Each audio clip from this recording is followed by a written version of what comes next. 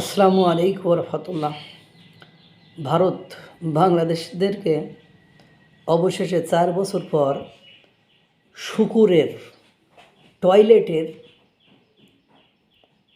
দিয়ে উৎপাদিত গম খাওয়া থেকে রক্ষা করতে এগিয়ে আসলো।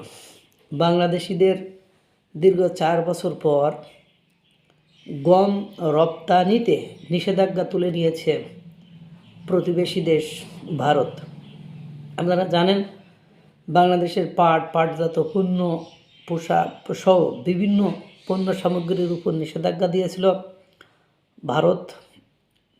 এবং 5ই আগস্ট 2024 পরবর্তী সময়ে ভারতের সাথে বাংলাদেশের যে একটা টানাপোড়েন বা সম্পর্কের একটি তলানিতে পৌঁছানোর মতো পরিস্থিতি সৃষ্টি হয়েছিল। অনেকের ধারণা ছিল নির্বাচিত সরকার আসলে, গণতান্ত্রিক সরকার আসলে এই সম্পর্কের ঠিক হয়ে যাবে। আমরা দেখেছি 12ই ফেব্রুয়ারি ত্রয়োদশ জাতীয় সংসদ নির্বাচনের পর থেকেই, পরবর্তী সময়ের পর থেকেই ভারতের, অর্থাৎ বিশ্বের সবচেয়ে বড় গণতান্ত্রিক রাষ্ট্র ভারত, নির্বাচিত প্রধানমন্ত্রী, মাননীয় প্রধানমন্ত্রী তারেক রহমানকে শুভেচ্ছা বার্তা পাঠিয়েছে, তার সাথে সরাসরি টেলিফোনে কথা বলেছে। এরপরে তারেক রহমানের শপথ গ্রহণ অনুষ্ঠানে তাদের প্রতিনিধি পর্যন্ত পাঠিয়েছে নরেন্দ্র মোদী। এর পরপরই যে সুসংবাদটা এলো সেটা হলো যে গমের উপরে 4 বছর আগে আপনার যে নিষেধাজ্ঞা দিয়েছিল যে বাংলাদেশে আর গম রপ্তানি করবে না ভারত, সেই নিষেধাজ্ঞা তুলে নিয়েছে। আপনারা জানেন, ইতিমধ্যে বার করে তুরস্ক কিন্তু ভারতের কাছে গম চাচ্ছে।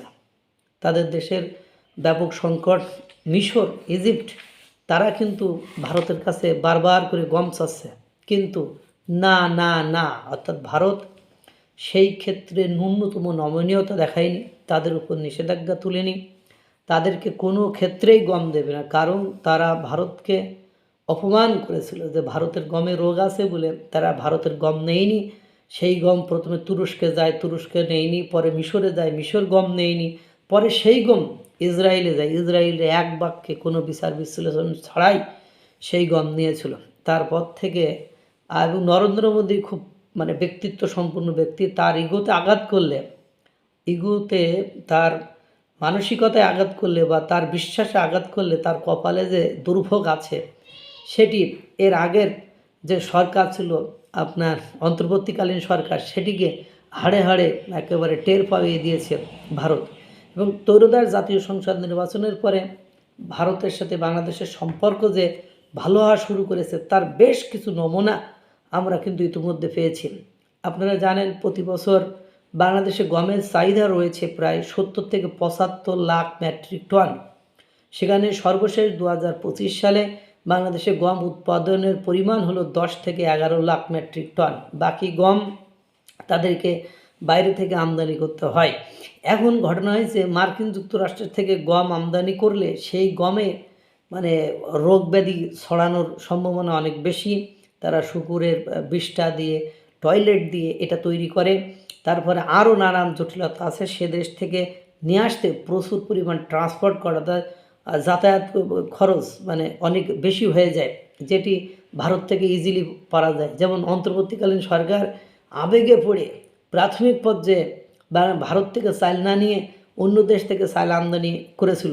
পরে দেখলো হাজার হাজার কোটি টাকা তাদের লস হয়ে গেছে। পরে নিরুপায় হয়ে আবার সেই ভারতের দরজায় তাদেরকে ফেরত যেতে হয়েছে। সেই সময় অর্থ উপদেষ্টা সালেহউদ্দিন আহমেদ উনি বলেছিলেন যে ভারত থেকে চাল না নিয়েও কোনো উপায় নেই, কারণ ভারত থেকে যে চাল কিনতে পারি তা অন্য কোনো দেশ থেকে কিনতে হলে আরও 10 টাকা বেশি দিতে হয়। সেই 10 টাকা কম মূল্যে চাল কেনার পরেও বর্তমান সময়ে প্রতি কেজিতে 20 থেকে 30 টাকা চালের মূল্য বেড়ে গিয়েছে। এখন গমের ক্ষেত্রে ঠিক এরকম ইউক্রেন এবং রাশিয়া যুদ্ধের পরে যে ইউক্রেন এবং রাশিয়া থেকে ভারত আমদানি করতে পারছে না, এই কারণ দেখিয়েই নিষেধাজ্ঞা দিয়েছিল। পরবর্তীতে এখন দেখেন, এই নিষেধাজ্ঞা আরও আগেও যদিও তুলে নিত, কিন্তু অন্তর্বর্তীকালীন সরকারের সাথে সম্পর্ক ভালো না হওয়ার কারণে সে কিন্তু এটা করি নাই। কারণ ইতিমধ্যে তুরস্ক, মিশর কিন্তু এগেন তারা কিন্তু ভারতের কাছে গম চাষ, কিন্তু তারা কোনোভাবেই তাদেরকে দেবে না। কারণটি আগেই আপনাদেরকে আমি বলেছি। আল্লাহ তাআলা সকলকে ভালো রাখুক, সুস্থ রাখুক।